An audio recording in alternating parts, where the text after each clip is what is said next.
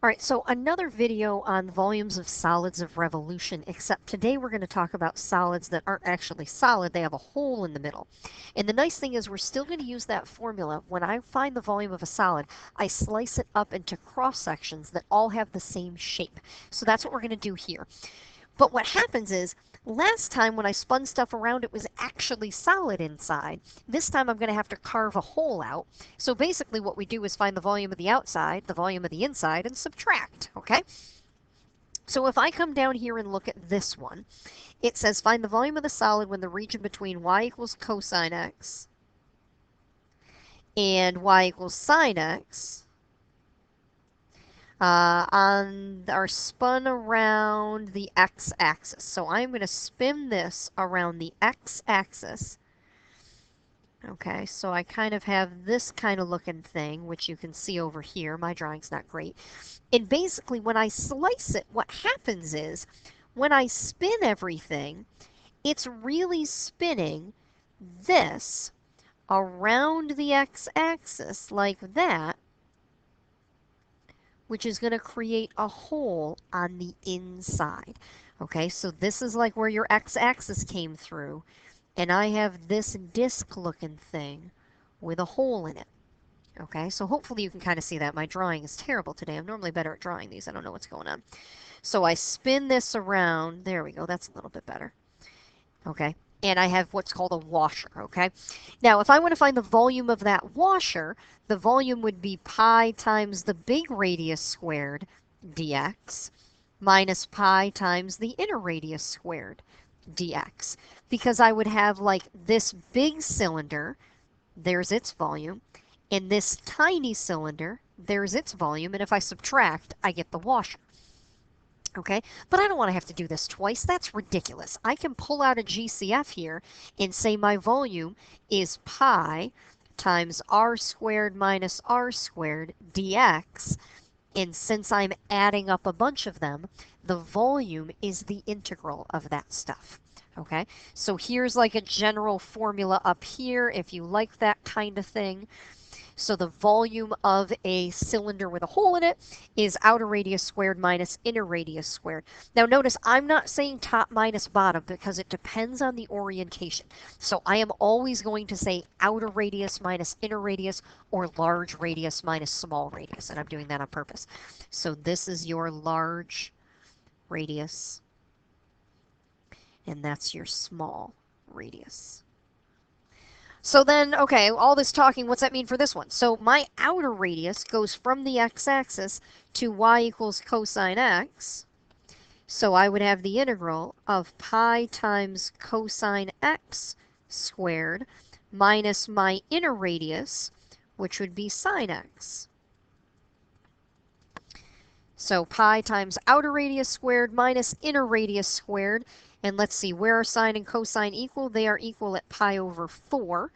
So this is going to be the integral from 0 to pi over 4 of pi outer radius squared minus inner radius squared dx. I am going to put that in the calculator, and this is one of those times where I really think you should use the calculator the way I'm doing it. There are many ways to go, but my way will avoid all the issues with parentheses. So I am going to, in the calculator, I am going to put my two functions, sine and cosine, in here, because then it eliminates the parenthesis issue. Okay, so then when I quit out of here, oh, I think I have an extra parenthesis. This stupid computer. I'm sorry, I love you, computer, but still, you bother me sometimes. So when I do this, I'm going to have math 9, the integral from 0 to pi over 4 of, let's see, pi times y1 squared minus y2 squared. And now I don't have to worry about parentheses or any of that, except the end parenthesis, dx, enter, ta-da, negative. Uh-oh, what did I do? What did I do? Oh, I put sine first instead of cosine. Whoops. So in this case, no, I don't want you to graph. There we go. In this case, I'm just going to make that positive because I obviously typed it in wrong. My apologies. I think you guys know what's going on. So let me just type that down, and I had negative 1.5707. 1.5707, and that is my volume. All right, so moving on to the next one here. Find the volume of the solid created when this region is revolved around the x-axis. So you always want to draw it. Trust me on that. Don't try to do it in your head because that's just a recipe for disaster. So I have y equals x, and I have y equals x squared. And I'm going to take this region here and revolve it around the x-axis. So if I do that, I'm going to take this red rectangle and spin it. So I have that kind of a washer thing. God, that was terrible. That's okay, though. It doesn't really matter. So here's my washer. My inner radius goes up to the curve, which is x squared, and my outer radius goes up to y equals x. And let's see, where do x squared and x intersect? They intersect at the point 1, 1. So I have the integral from 0 to 1 of pi outer radius squared minus inner radius squared dx. And the nice thing about this is we have that calculator, and so I can pull this back up and make my outer radius y equals x and my inner radius x squared. Hit second enter, and all I got to go back and fix is my upper limits of integration. Isn't that fancy? Ta-da! 0.418879. Ta-da! Now, one of the things that comes up every once in a while is, let's say this is a multiple choice. The multiple choice probably won't have decimals. They will probably be in terms of pi. So one of the things you can do when you do this is you can ditch this pi here and then put it at the end. I really advise against this because you're going to forget to put it back. So you might say, oh, 0.13 repeating, that's what? I don't know what 0.13 repeating is. Hang on. Where'd my thing go? There we go. 2/15. So this is 2/15. And then you'd have to remember to put the pi back. Again, I'm not a fan of doing that unless you have to, because you're going to forget about the pi. But either way, you get the right answer. Blah, blah, blah, blah, blah, blah. Y-axis. So the next one says take that same region and revolve it around the y-axis. So just like our revolutions before, you have to be in terms of what you're revolving around. Let me say that again. You need to be in terms of what you're revolving around. So if I revolve this around the y-axis, I would draw my rectangle this way, and I would get a disk that looks like that. Okay? My inner radius goes from the y-axis to the line, so my inner radius goes to y equals x, also known as x equals y. My outer radius goes from the y-axis to the curve. My curve is y equals x squared, also known as x equals the square root of y. Mrs. Pepper, what about the plus or minus? I don't need the plus or minus because I'm only going to spin the right-hand side. So my outer radius is the square root of y.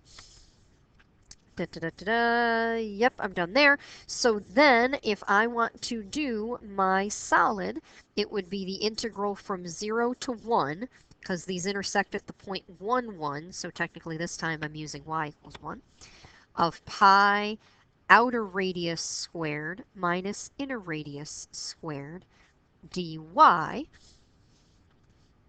And so if I bring that over here, I have math 9021 of pi times y minus y squared dy. And I get 0.523, which notice is a different value than up here. You do not get the same volume when you flip around the x or y axis, even if you use the same region. Could it be possible to get the same volume? Sure. Is it mandatory? Absolutely not. Okay? So, big thing I just said, you must be in terms of what you revolve around.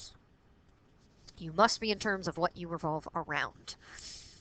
Okay, so this last one, find the volume of the solid created when r is rotated around x, r is rotated around y, s is rotated around x, s is rotated around y.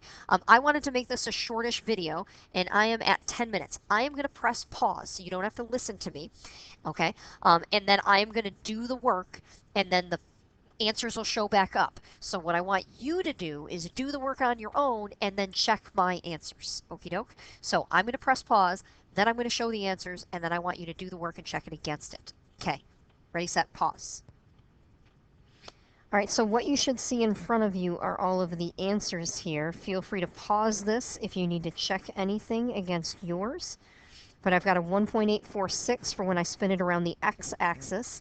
For b, we have to spin it around the y-axis, so we're in terms of y, which means I needed x equals equations. S rotated around x has a hole in it, and s rotated around y is two separate integrals in terms of y. So I think you're done here. Bad joke of the day today is, what do you call a group of detective geese? What do you call a group of detective geese? Sherlock Holmes. I know, it's terrible. I made that one up. All right, I'm done. See you later. Bye.